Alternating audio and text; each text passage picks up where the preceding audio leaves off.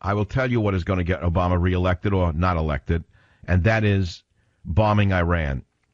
We have a report just came out from the Top of Drudge Report. Israel's Channel 2 says U.S. officials believe Netanyahu has already decided to strike Iran. Now, we read this morning that Obama said to Netanyahu, the U.S. has your back. Well, that's a half a statement. Does he also have Iran's back? Through back channels, did Obama also call Iran and the Hitler mullahs there and say to the Hitler mullahs, don't worry, I have your back? So if I have Iran's back and I have Israel's back, that means I have no one's back. I back no one. We don't know what Obama really means, but he's going to use Iran to win the election. As sure as I am sitting here, there's going to be a massive, tumultuous war unleashed on Iran. There will be tremendous damage to their nuclear capacity, as there should be. There will be civilian casualties, as there shouldn't be, but there will be. It will be exaggerated by the vermin in Reuters, who are the descendants of Goebbels. And that will sweep Obama back into power by a 20-point margin because America loves a powerful wartime leader, and he will definitely get that vote once Israel does that, especially the powerful Israel lobby. I'm against war, except in the interests of self-preservation. And so you have to ask yourself, as I have over and over and over again, what will happen when Israel strikes Iran? And believe me, Israel will do it, and it won't be done alone. Who will be involved? Perhaps the entire Western coalition will be involved. There will be tremendous distress in the world. Gas prices will skyrocket. We're liable to lose a warship or two in the Straits of Hormuz because the Navy will be attacked, given that it is now run by Mr. Rogers in a Navy suit. The Navy will be attacked by Iranian speedboats with missiles attached to them. We're liable to lose an aircraft carrier, God forbid, but don't think it couldn't happen. So Israel, I say to myself, what is wrong with Iran getting a nuclear weapon?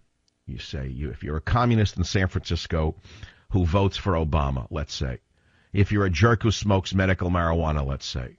If you're an idiot who reads some of the left-wing drivel who work for Obama, like MSNBC's shows or the Daily Loss, the Daily Dental Floss. Let us say you're one of those morons. And you say, well, if Israel has 30 or 40 nuclear weapons, why shouldn't my Islamist buddies in Iran be able to develop one or two of their own to defend themselves? And I actually thought about this for months until I've come to the decision, the conclusion that there is an absolute reason why Iran's nuclear ambitions must be crushed. If you're a left-wing fanatic who hates Jews and hates Israel, or you say, I don't hate Jews, I just hate Israel. I don't even hate Israel, I'm just anti-Zionist. Well, Zionism is bad. It's like corporations are bad. And certain words are bad. Zion is bad. Corporations are bad. You don't know what the hell you're talking about, idiot. The fact of the matter is Iran is different than Israel. Iran must not be permitted to get a nuclear weapon for one simple reason. Has Israel ever used any of its nuclear weapons? No. Does Israel have any leaders that get up periodically on a regular periodic basis and say, I'm going to wipe the Muslims off the planet. I'm going to wipe Iran off the planet. I'm going to wipe this one off the planet. No, but the Iranian leadership does regularly. As near as last week in Iran, the head throwback in Iran, who you're afraid to say a word about, because after all, he's a religious figure, but you mock Jesus, you mock Mary, you mock the cross, but all you left-wing cowards don't have a word to say about these 15th century vermin throwbacks who will kill all of us unless they're stopped.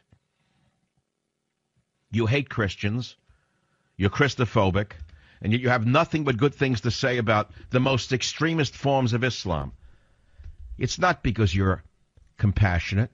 It's not because you're sensitive. It's because you're a damn coward. That's why you call yourself a progressive. No, Israel's never threatened to wipe anyone off the map, but Iran does so regularly. And so, therefore, Israel has a right to defend itself before it disappears. They went through one Holocaust, at least their grandfathers did, and they're not going to go through a second. They have an obligation to not see their babies turned into cinders, and they're going to do it, irrespective of what the gentleman in the White House has to say about it. That's why Iran is different than Israel.